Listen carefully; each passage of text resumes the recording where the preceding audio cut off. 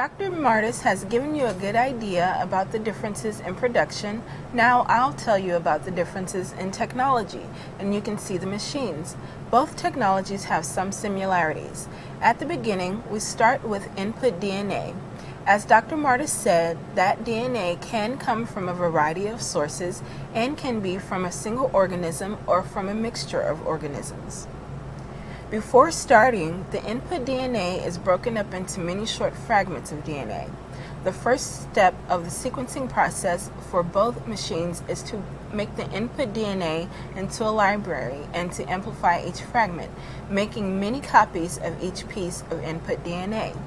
This step doesn't involve bacteria like the old sequencing pipeline, just DNA polymerase.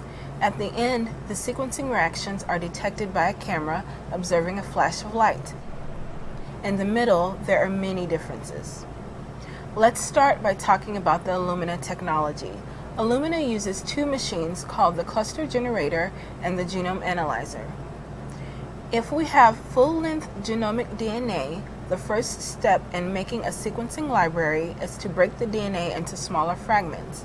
This is done in a nebulizer and library core. After the DNA is in smaller pieces, the ends are repaired to make them blunt-ended. Then we ligate or attach adapters to both ends of the small pieces of input DNA. The input DNA is represented in gray, and the adapters are represented in purple and pink. We add adapters so that we know the sequence at the end of the DNA strands, allowing us to design oligonucleotide primers. Remember that polymerases require primers to start copying a sequence. A flow cell is like a slide with 8 sample lanes etched on it and a cover slip positioned on top that's attached to a collection of tubes. Small volumes of liquid can be pumped through the tubes so that the liquid completely covers the surface of the slide. The machine pumps different amounts of different liquids through the flow cell to automate steps of a reaction. After the adapters are ligated to the ends of the input DNA, the DNA is denatured to make it single-stranded, and the sequencing library is loaded into the flow cell on the cluster generator. It is attached to the several sets of tubes that will deliver all of the reagents and enzymes needed for the reaction.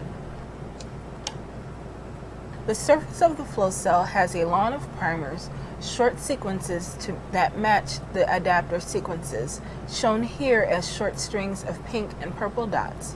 When the single-stranded DNA is loaded on the machine, shown here in black, the adapters will form hydrogen bonds to primers with the matching sequences, pink adapters binding to pink primers and purple to purple. Polymerase is added and starts to make a copy of the template strand. The copied strand is shown in gray. Because the copied strand starts with a primer attached to the flow cell, that strand is bound to the surface of the flow cell. Then the temperature can be increased and the original strand is melted off, leaving a single strand bound to the flow cell surface, surrounded by a dense lawn of primers. There are millions of pieces of input DNA spread out over the surface of the flow cell, and each has a unique sequence.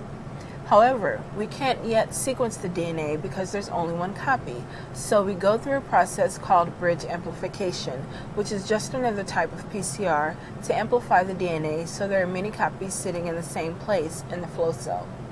The temperature is decreased so that the DNA stuck to the flow cell forms hydrogen bonds with the primer on the surface of the flow cell, shown here in purple, creating a bridge. Then a PCR reaction mixture is run over the flow cell. The temperature is increased and the polymerase makes a copy of the input DNA. The growing strand is seen in gray. We call this bridge amplification because the copying occurs in the arched region between the two adapter sequences. When the polymerase is finished, there is a double-stranded arch with one end of each strand attached to the surface of the flow cell. Then, just like any other PCR reaction, we heat the flow cell and the two strands denature or separate. In this case, one strand is attached to the surface of the flow cell by the pink primer, and the other strand is attached to the flow cell by the purple primer. We can then go through another temperature cycle. We lower the temperature so that each single-stranded piece of DNA anneals to a primer on the surface of the flow cell and forms a bridge. The temperature is increased to allow the polymerase to extend a copy of the DNA. The flow cell is heated, and we have 4 single-stranded copies of the input DNA. All copies are attached to the surface of the flow cell very close to one another. This can be continued for many cycles of amplification, leading to 1 million copies of single-stranded DNA attached to the surface of the flow cell in a cluster. Because we started the process by attaching many different pieces of input DNA spread out over the surface of the flow cell, we now have many individual clusters of the input DNA. Why don't you do the PCRs in tubes? You can do a lot of PCR reactions in a microtiter plate. This is a very different scale. Even in the best microtiter plates available, we could only do 384 PCR reactions at once. In the cluster generator, we can attach 200 million pieces of input DNA over the surface of the flow cell. Because the DNA is spread out and attached to different positions, a different PCR reaction occurs at each separate position. The amount of reagents we use is greatly decreased, and we end up with millions of clusters of DNA, each cluster having a particular sequence. Now, one of the strands is cleaved within the adapter sequence, and the reaction is heated to separate the strands. Because one strand is not attached to the flow cell, it floats away. Now, each cluster contains only single-stranded DNA of a given sequence.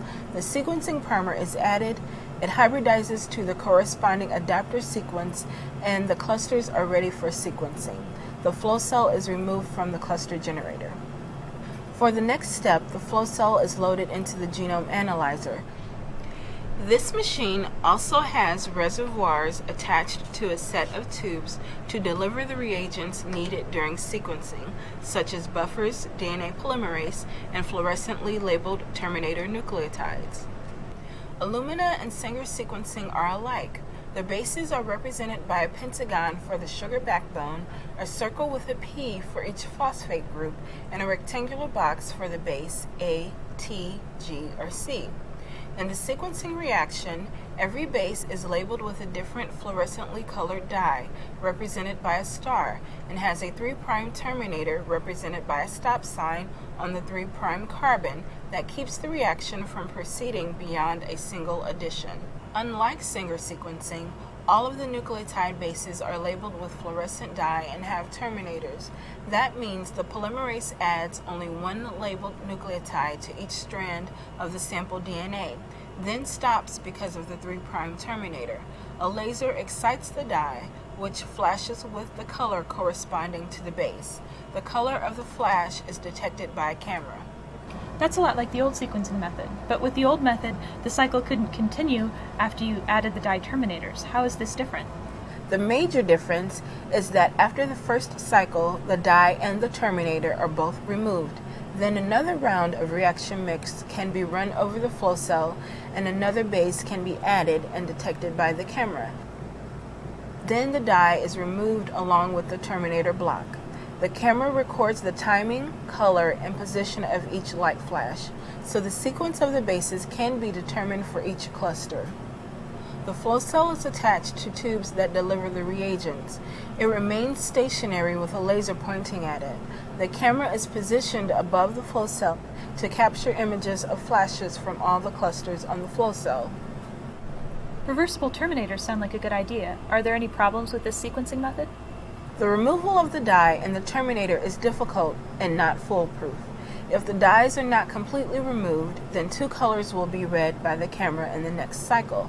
If we fail to remove all of the terminators, then the signal strength will be decreased because fewer dye-labeled nucleotides will be incorporated in the next cycle. Because of these difficulties, the maximum read length of Illumina is about 100 bases, and there can be a small error rate of incorrect bases in the sequencing reads. Both the Genome Center and Illumina are working to increase the read length, but for many sequencing projects, this read length is sufficient.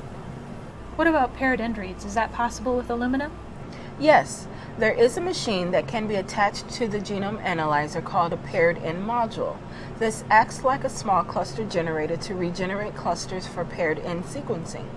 After sequencing with one primer, the flow cell can be heated to separate the sequenced strand and then washed off. A few cycles of bridge amplification regenerate the other strand, and the first strand can be cleaved, denatured, and washed away. Then the sequencing can be repeated using a primer with a sequence that's complementary to the other adapter. Because the clusters remain in the same location, the computer can record the information knowing that this is the same fragment, and we get paired-end reads, sequence information that we know comes from the two ends of the same DNA fragment. This is very useful in assembling the sequence information.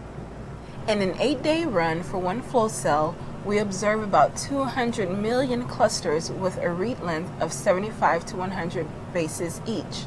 The overall amount of sequence generated can be as high as 20 billion bases, which means we get 6x coverage of the human genome in 8 days. That means Illumina sequencers can obtain 1x coverage of the human genome in 1.2 days. That's pretty amazing. It is.